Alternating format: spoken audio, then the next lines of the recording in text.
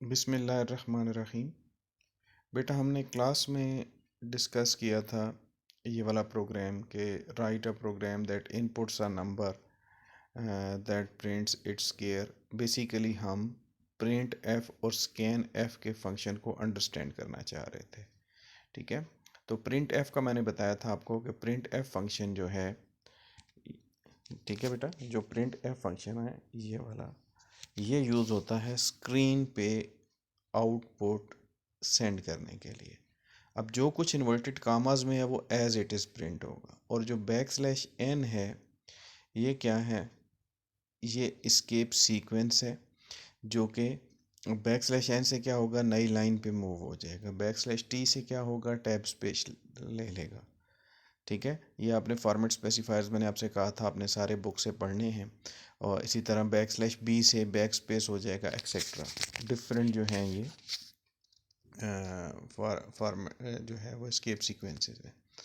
उसके बाद बेटा हमने जो है ये scan F function, scan F function क्या होता है, यूज़र से इनपुट लेने के लिए। ठीक है, इसके साथ एडिशनल आप इम्परसेंट सिंबल लगाते हैं हर वेरिएबल के साथ। इम्परसेंट सिंबल क्या है, ये एड्रेस के लिए यूज़ होता है। क्यों, स्कैन एफ को वेरिएबल का एड्रेस चाहिए होता है। जब हम वेरिएबल को सिर्फ जो है फॉर एग्जांपल एक वेरिएबल n है, सिर्फ उसके नाम से प्रिंट करते हैं तो उसकी वैल्यू शो हो जाती है। जब उसको हम इम्परसेंट सिंबल के साथ करते हैं तो उसका मेमोरी एड्रेस शो हो जाता है कि इस वक्त वो करंटली किस मेमोरी लोकेशन पे है। ठीक हो गया बेटा।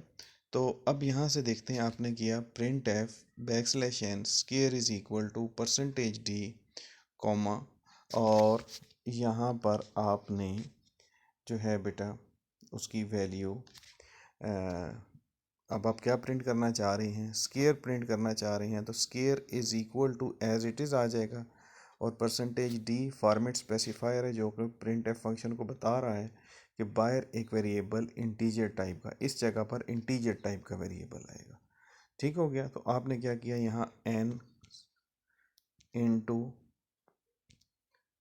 एन कर दिया। ठीक है जनाब, एन इंटू एन कर दिया, तो अब क्या होगा, ये स्केयर प्रिंट हो जाएगा। हम नेक्स्ट लाइन पे आते हैं, इसको यहाँ से क्लोज कर देते हैं, इसको क्लोज कर दिया। ठीक है जी, अब इस प्रोग्राम को रन करते हैं। जैसे ही हमने रन किया तो अब वो कह रहा है एंटर अ नंबर। सपोज मैं 5 एंटर करता हूँ तो आउटपुट में क्या आएगा, स्केयर इज इक्वल टू 25। देखो square is equal to as it is print f function से आ गया, और जो है 25 5 इंटू 5 कैलकुलेट हो गया। वापस जाते हैं, ये देखिए ये वाला जो है ना,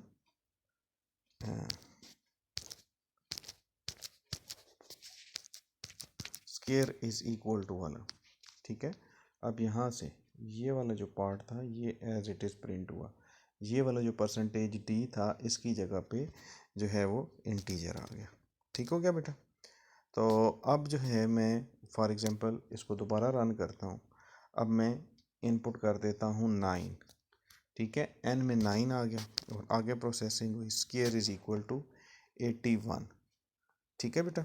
और इसी तरह अब इसी प्रोग्राम में हम एडिशन करते हैं कि इसमें ऐसे हो कि write a program that inputs a number, यानी एक नंबर इनपुट करे और स्केयर और क्यूब दोनों प्रिंट करे। स्केयर और क्यूब दोनों प्रिंट करे, तो उसके लिए हम क्या करेंगे, हम इसी तरह प्रिंट एफ, ठीक है बेटा, और यहाँ पर जो है हम बैक स्लैश एन नई लाइन पे, ताकि ये स्टेटमेंट नई लाइन पे हो। जब तक आप बैक स्लैश एन नहीं यूज़ करते एक ही लाइन पे चीज़ें प्रिंट होती रहती हैं।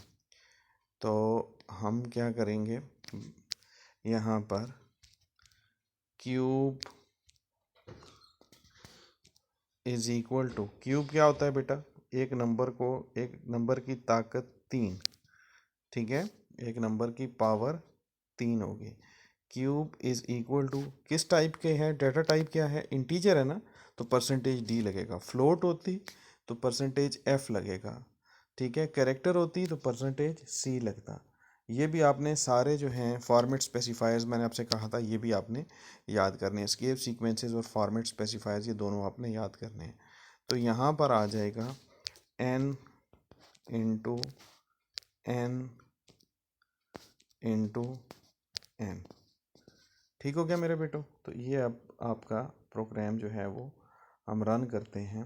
अब आपने एक ही नंबर एंटर करना है, उसका स्केयर भी आएगा और उसका क्यूब भी आएगा। फॉर एग्जांपल मैं 5 एंटर करता हूँ तो 5 का स्केयर आ गया 25, क्यूब आ गया 125। दोनों सेपरेट लाइंस पे इसलिए प्रिंट हुए हैं कि आपने \n यूज़ किया।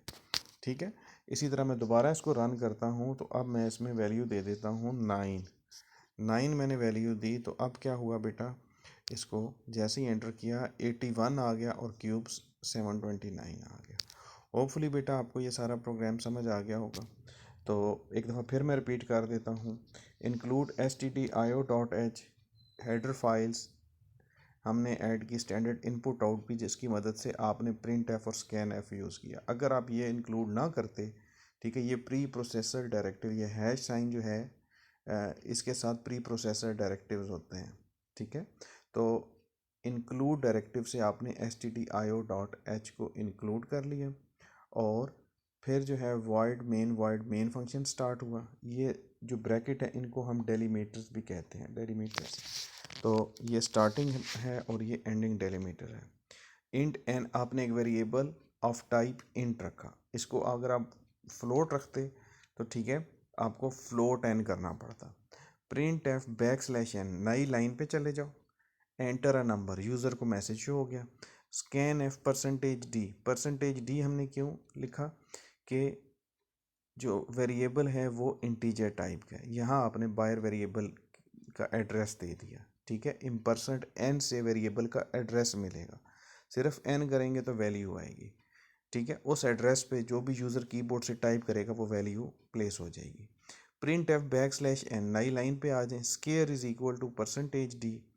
ठीक है, अब क्या हुआ जी, square is equal to %d, यानी बायर जो वैल्यू है वो यहाँ पर आ जाएगी। n इंटू एन क्या हो गया जी, n इंटू एन, अगर 2 एंटर किया है तो 4 हो जाएगा। Cube is equal to n into n into n, 2 into 4, 4 into 8 हो जाएगा। यहाँ तक बेटा क्लियर हो गई? अगर कोई कन्फ्यूजन हुई तो आप नोट कर लीजिए, कल मुझसे क्लासरूम में आप अपने क्वेश्चन पूछ लेंगे। थैंक यू, अल्लाह हाफिज़।